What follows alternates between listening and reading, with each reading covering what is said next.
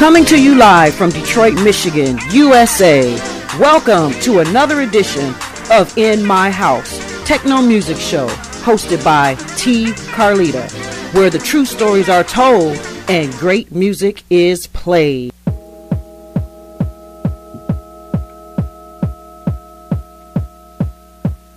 What a full week of networking and dancing fun we had around the city of Detroit this past weekend. So tonight we've got another 411 street report from my girl PJ. She's the official, actually the out the house reporter. So she's been around, and some other birthdays and things going on downtown, uptown, and I'm gonna give you her report in a little while. Plus on tonight's show, get ready to, I am like so confused right now, sorry. I am exhausted and tired. I can't believe this. Okay, it's live. Alright, I'm back. I just had to do that. Plus, on tonight's show, get ready to get deep into some full... See, John got me nervous. All this history down here. We've been talking. So we got some full, deep history that he's going to take us back and talk about the music industry as best as he can tell it. And he's going to talk about some things. He's got some... a very serious anniversary that he's getting ready to celebrate here real soon. Some travel, some other stuff going on, and John's going to share all of that with us in just a moment. Also, tonight's show is dedicated to my pink love sister, Angie. You know, hey, I got on my bracelet. We rep you very well. Thank you so much for sharing your cancer experience with us, all right? So I also want to say what's up, Vaz up, to my boy Andy Vaz over there in Cologne, Germany. So now let's get ready to experience another episode of In My House, hosted by me, T. Carlita, where the true stories are told and great music is played.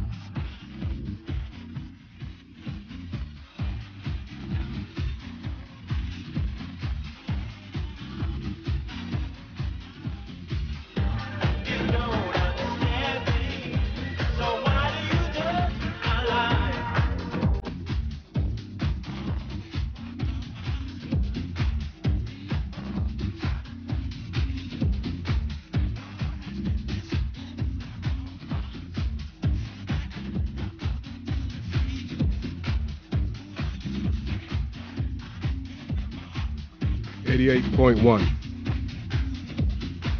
88.1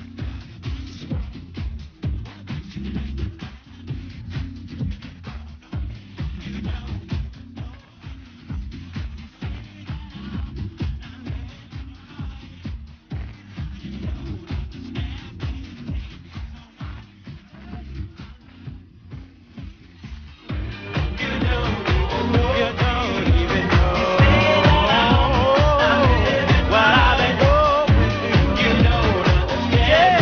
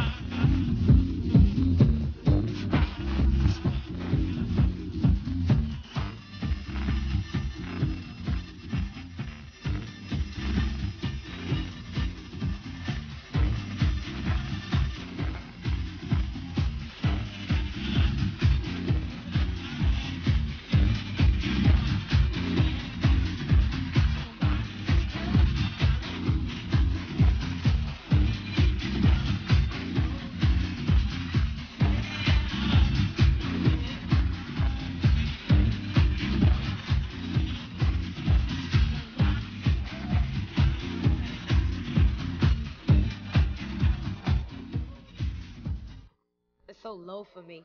It's so low for me. Hair Wars is searching for the best. Coming Sunday, April 26, 2015. It's the Hair Wars Color Show.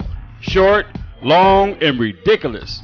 At the beautiful Adobe Hotel, formerly the Hyatt Regency in Dearborn.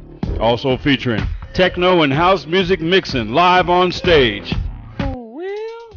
On the Grinders Hair Wars.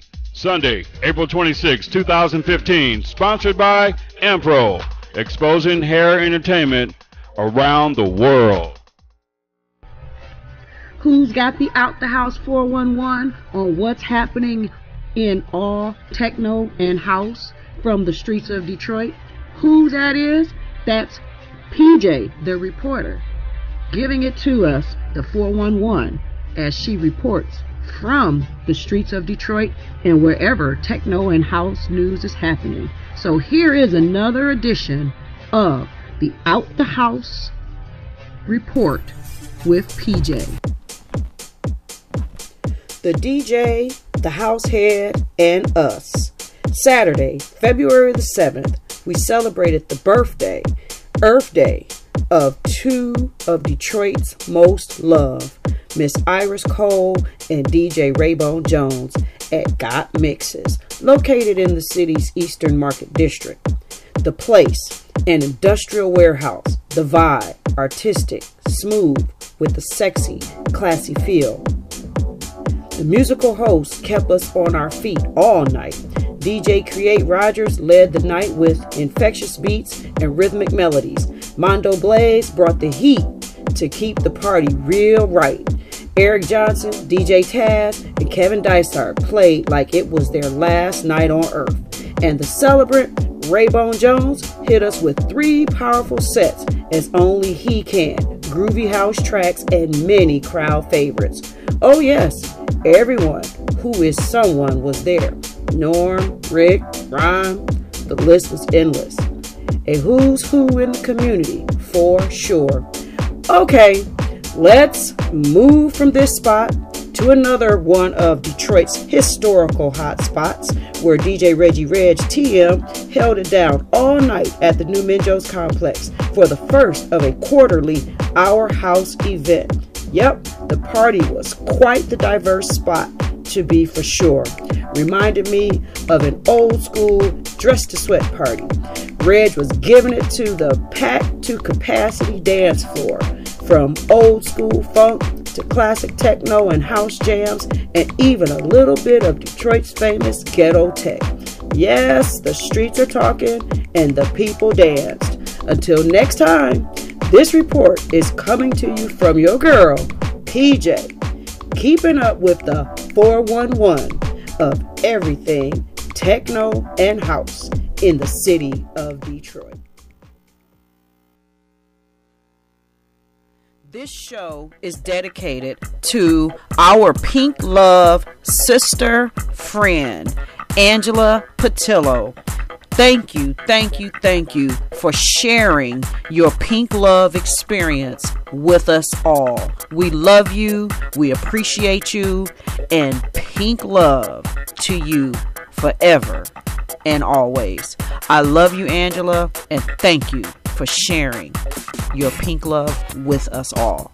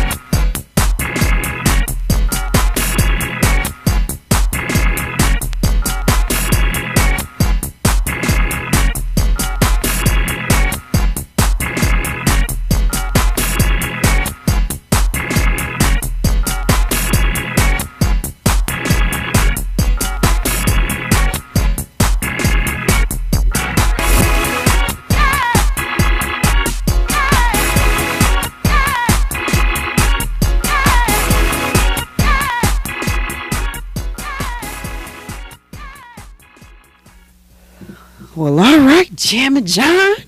No, You approve that message?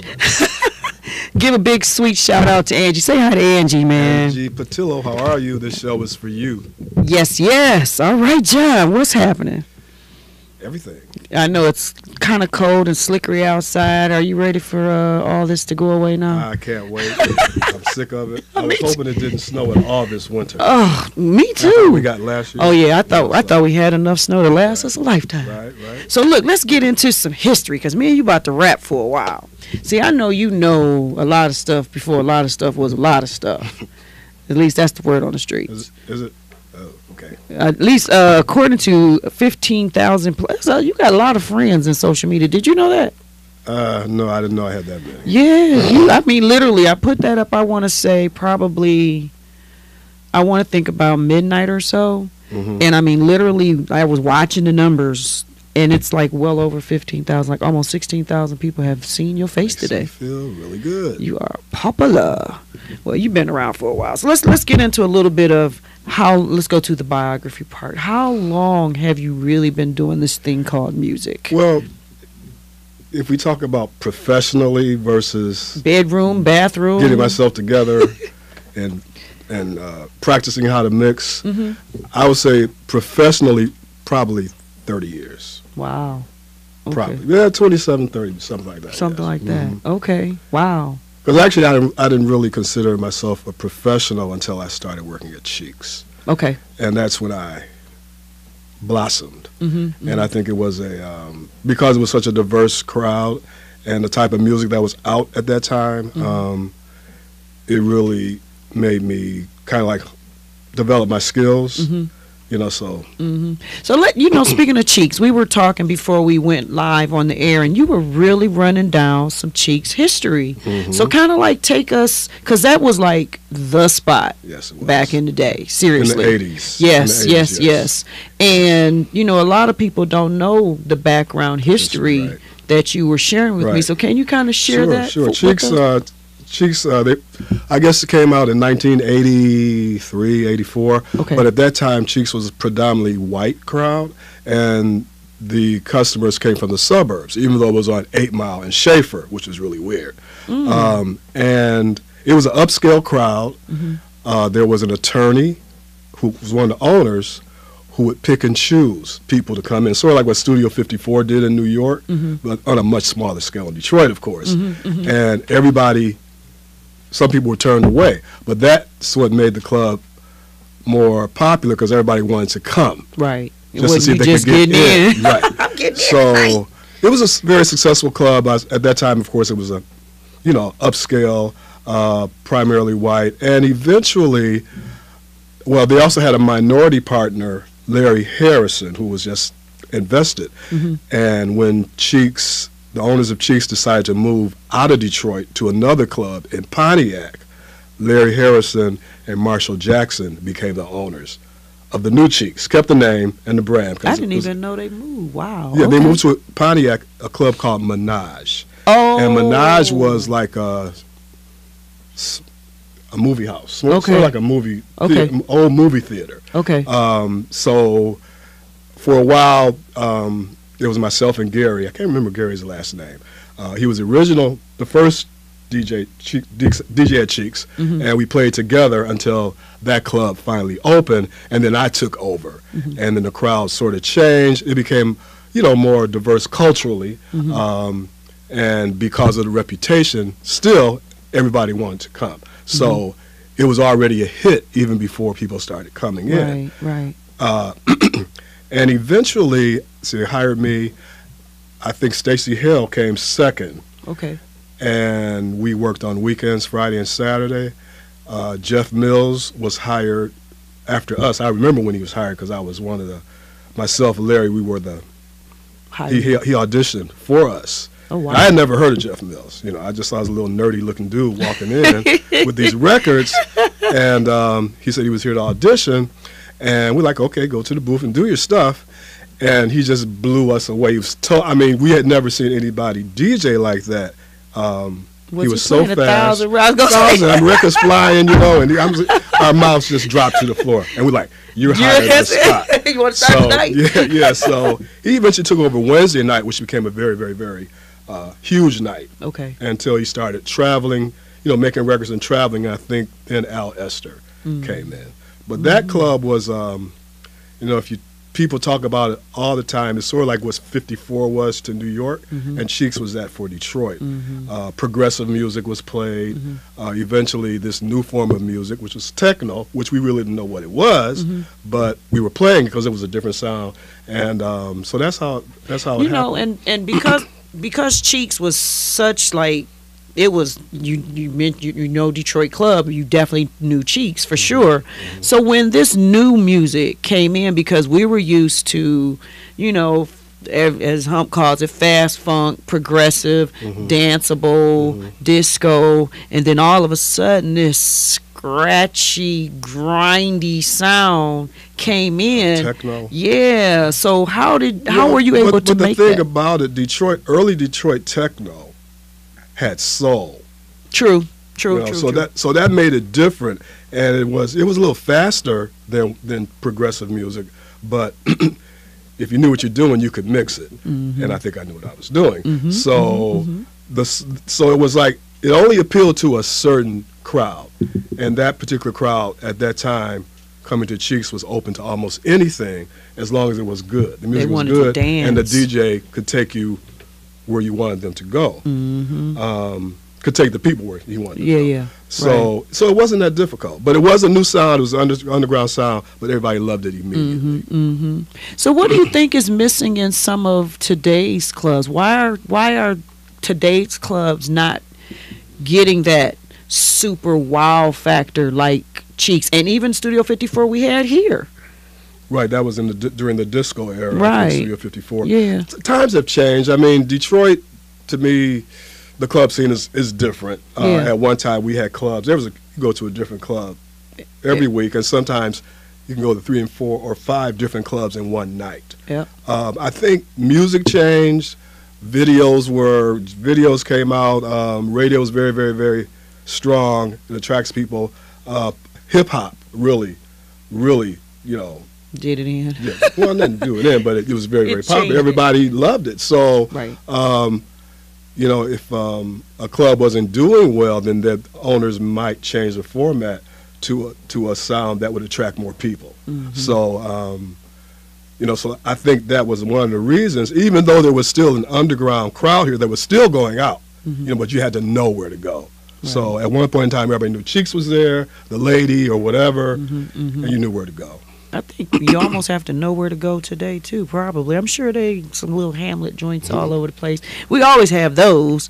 So now let's fast forward a little bit to your connection. Oh no, before we do that, since you have a nice 30-year history, which time period would you say is your favorite to play? Probably, I would have to say, I don't want to like I'm a Cheeks fanatic, but the music, it's the music. Okay. That is probably my favorite. Okay. My favorite time. Right. Disco, I love disco as well. And I played all formats, all genres, R&B, hip hop. I can do it all. But that's my favorite time period. Okay. So it was progressive, house music, and then techno. Okay. And I was talking to Piranha Head and we were talking this week, and we were talking about my relationship with Minjo's now. And we were talking about, that club circuit scene, because he mentioned all the clubs I used to hang out, Regine's and Heavens. Piranha and I used to DJ. Yeah. And I know that had to be a lot of fun too. And okay, that's good. So he was right. Okay, so now let's fast forward a little bit to how did you come into your relationship with Underground Resistance? Well, I founded a music conference called the Detroit Regional Music Conference, and we had our first one in 1993. Myself, Stacey Hill, and Tyrone Bradley. And during our first, we kind of patterned our conference after the New Music Seminar in New York and the Winter Music Conference Florida. So we just kind of pulled, took from there and then developed this conference. I was coming back from the New Music Seminar one year, and I was flying back by myself to Detroit. And I'm like, we have so much talent in Detroit. We could use a conference just like that. Mm-hmm. So when I got back to Detroit, I contacted Stacy and Tyrone. I'm like, I got this idea. I think we can do this. And so they joined in with me. And so we had, the local labels in Detroit, because we had a house section, a division, techno division, R&B division, mm-hmm. and hip hop. Mm-hmm. So we tried to cover all genres, and all of the labels, primarily mostly house and techno labels, supported us. Mm-hmm. And Mike Banks at Underground Resistance was really, really, really excited about it, mm-hmm. and they really helped us out a lot. So that's how my relationship started with Mike Banks. Okay. And we've been friends ever since. But then also when we were at the warehouse, mm-hmm. and we had a live broadcast going on, Mike, Kelly Hand, Kevin Saunderson would bring white copies or test pressings down, hoping that I could program them in my set mm-hmm. while I was playing on the radio.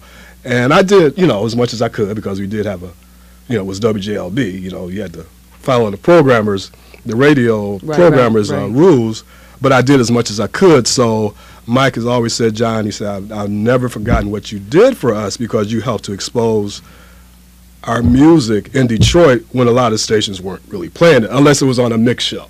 Right. And that's how our relationship developed. And later on, I started doing booking and management, and I booked probably everybody from Detroit overseas, Nice.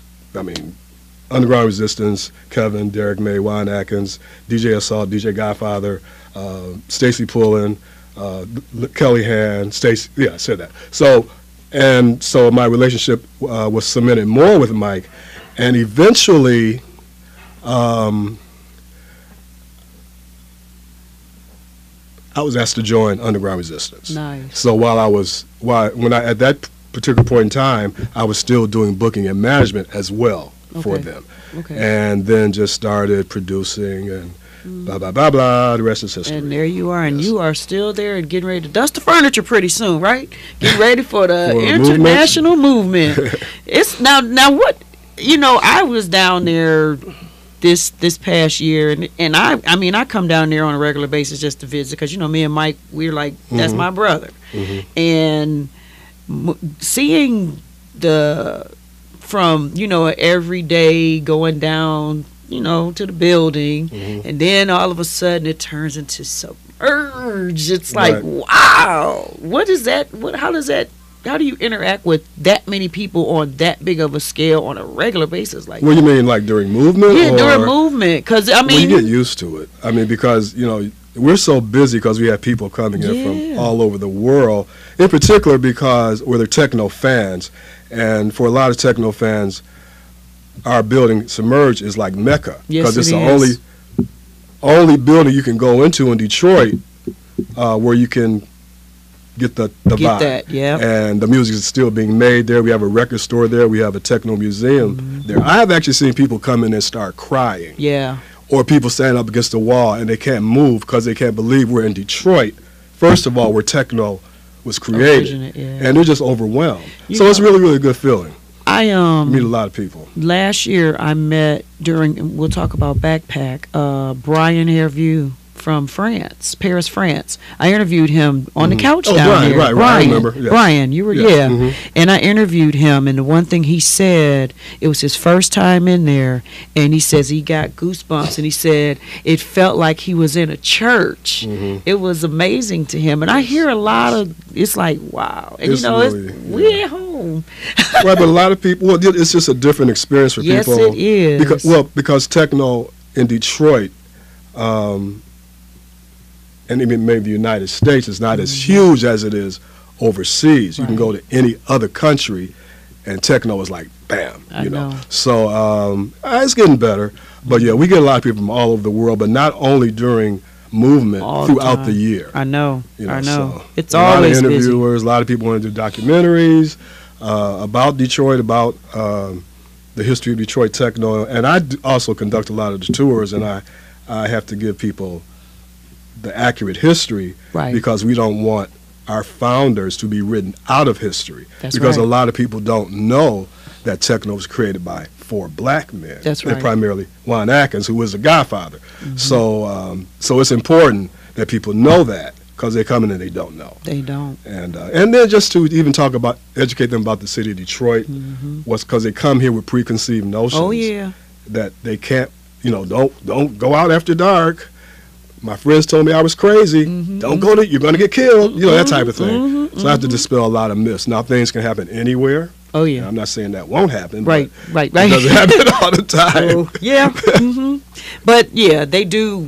They only know Yes, what what they hear. media. Just Yes. like we only know what media shows us about them, and it's like, really, it's not like that. I live there, right down the street, or whatever. So it is a good thing that after all these years, and it's really great that you and Mike have been able to preserve the history as well as you have, because everybody else left. You guys are still right here in the city, and that's a good thing. Still stay, but they just travel a lot. But they're based here. No, I mean as far as like the memorabilia and a place to go, like the Motown Museum sits there. Yes, they all travel and go around, but you have a foundation still here and it's in important. Detroit. It's important because techno changed the world. Yes, it did. So, yes. as we say, techno brings people together. Yeah. Of all races, sexual preferences. It The doesn't whole matter. 9 yards. So It's all about the music. That's right. it. And it came from Detroit. Yeah, right. Thank you. Whew, something we got right.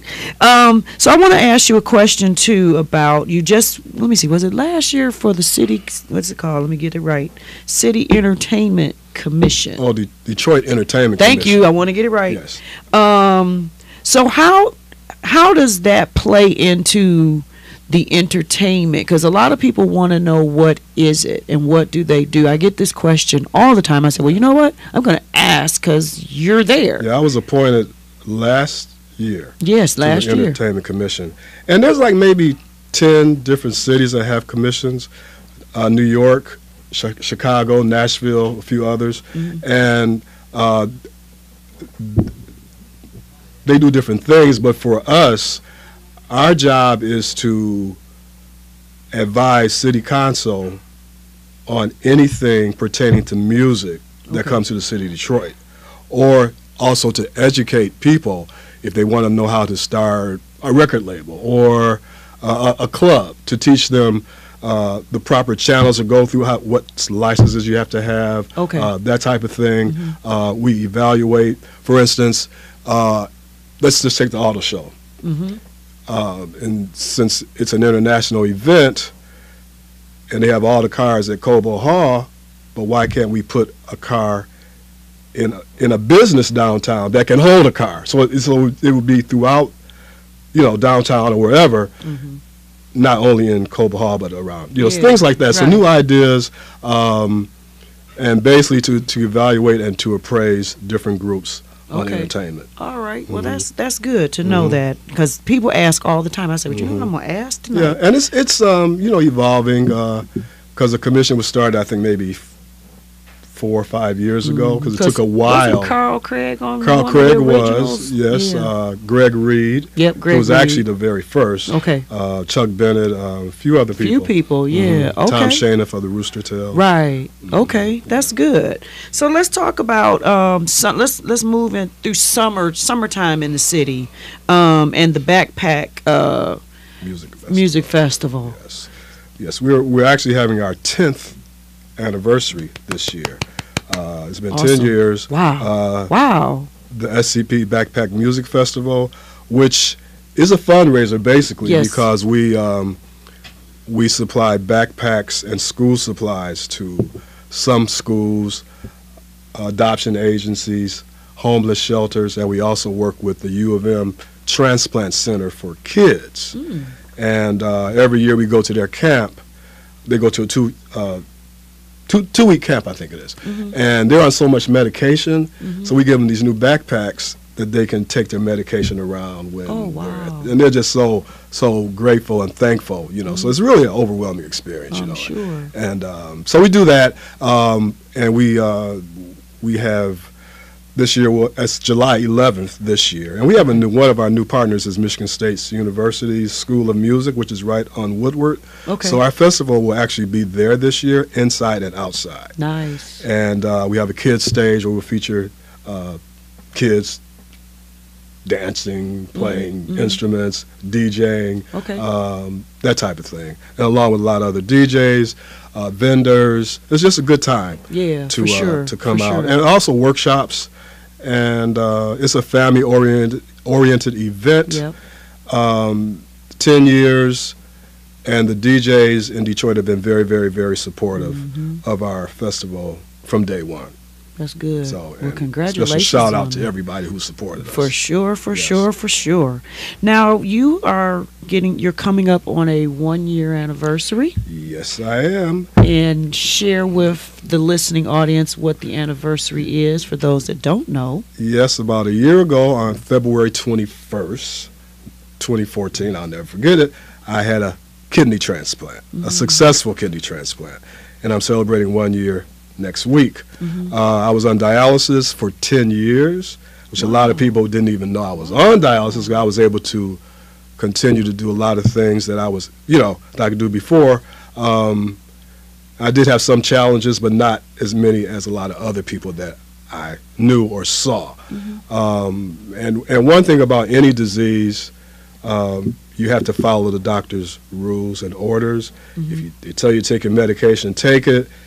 If they tell you to change your diet, change it, and don't miss your treatments. And I try to. I'm not perfect, of course. I probably missed something, but I tried to do the right thing. And so I was just so very thankful and blessed that I was able to receive a kidney. And I'm like a totally new person. I cut off my dreadlocks I know. 2 months ago, because when I got the kidney, it was like a new life for me. So I'm like, okay, I think it's time for these locks to go. And because they were very, very long. And Yeah, they people were were. like, what, John? I can't believe it. I know. And I'm like, at one time I thought I would never, ever, ever cut them off. Because I the was gonna first go time to- I saw you, I was looking like something Is that missing. I know. I was like, because I know you would wear your cap sometimes. And I was like, Right. where the rest of you at?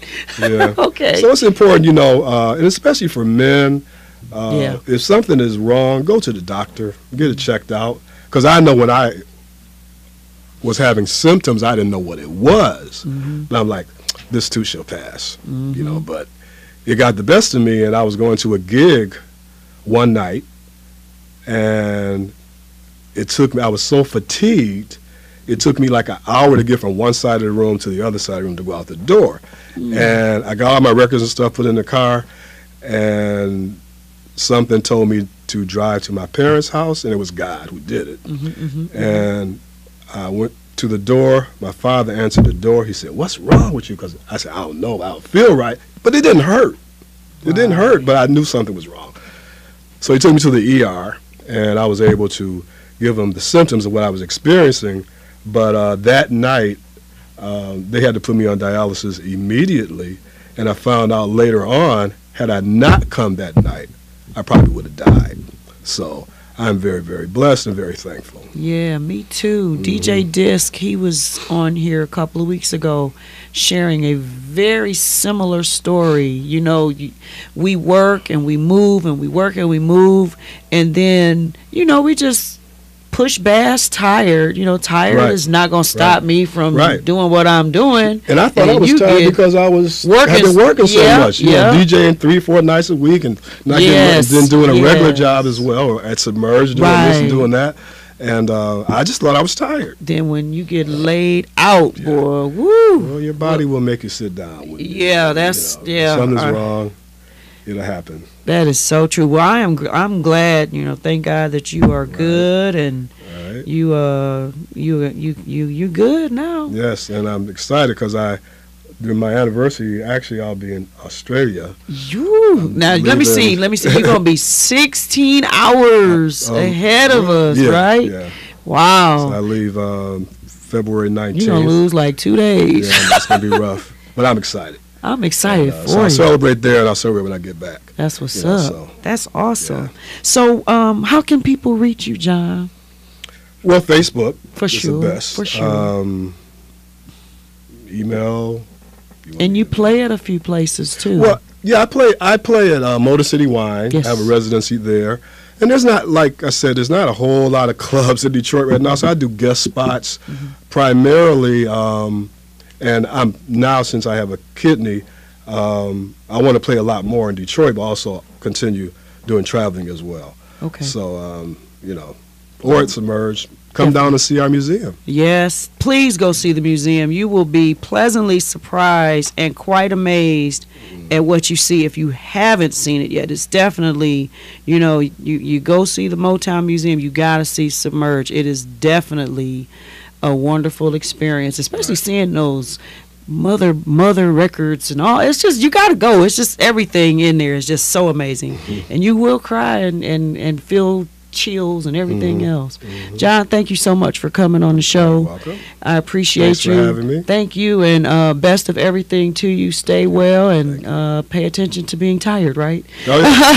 I know now. And enjoy the what do you call it? The I can't even say Australia. Right? What do they call it? Down under. Down under. So see, the underground is going down under. Yeah. You're gonna That's speak right. some of their language coming back too, Maybe, huh? maybe a little.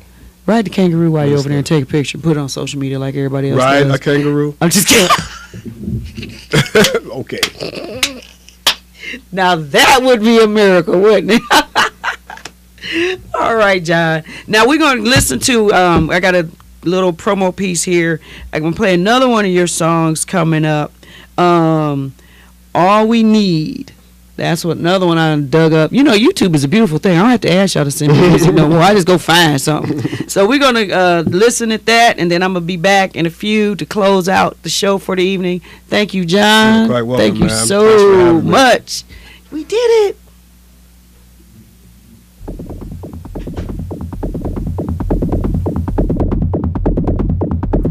You Are in My House, hosted by T. Carlita, where the true stories are told and great music is played. Music.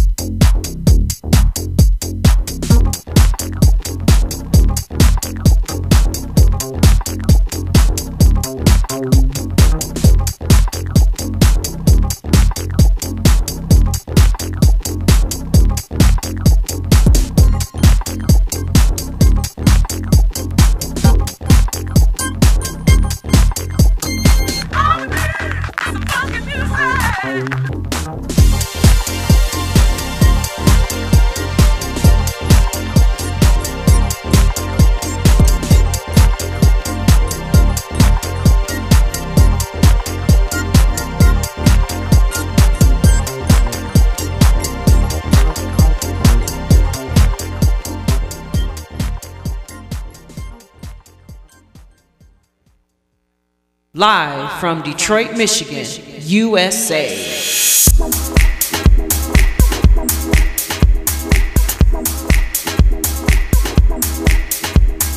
In my house. In my house. In my house. Hosted by T. Harlita. In my house. Hosted by T. Harlita. Hosted by T. Harlita.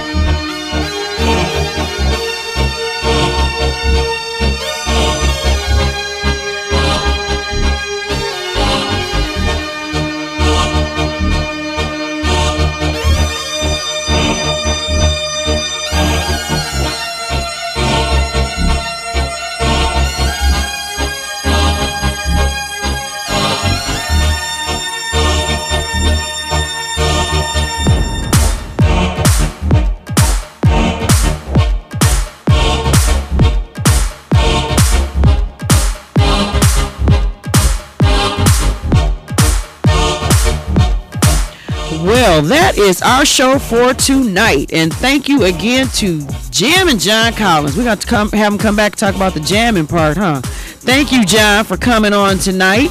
Okay, don't forget to set your electronic devices for next week when I bring back another Detroit talent. Mr. Keith Bieber will be here, and he's going to bring some of his instrumental friends along. And you don't want to miss the jam session that's going to go down in the studio next week. So until next week, next Wednesday, this is T. Carlita. I am the producer and the host of the In My House Techno and House Music Show. Have a good night and see you next week.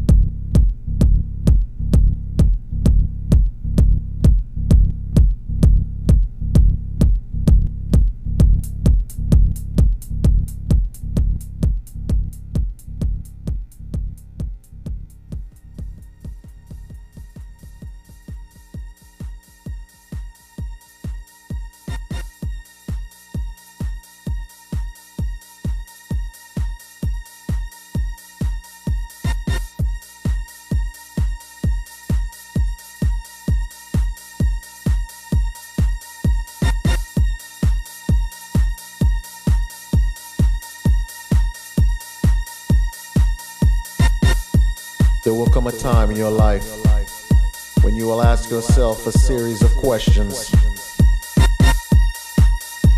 Am I happy with who I am? Am I happy with who I am? Am I happy with the people around me? Am I happy with the people around me? Am I happy with what I'm doing? Am I happy with what I'm doing? Am I happy with the way my life is going? Am I happy with the way my life is going? Do I have a life? Do I have a life? Or am I just living? Or am I just living? Do not let these questions restrain or trouble you. Just point yourself in the direction of your dreams. Find your strength in the sound and make your transition. Make your transition. Make your transition. Make your transition. Make your transition. Make your transition. Make your transition. Make your transition.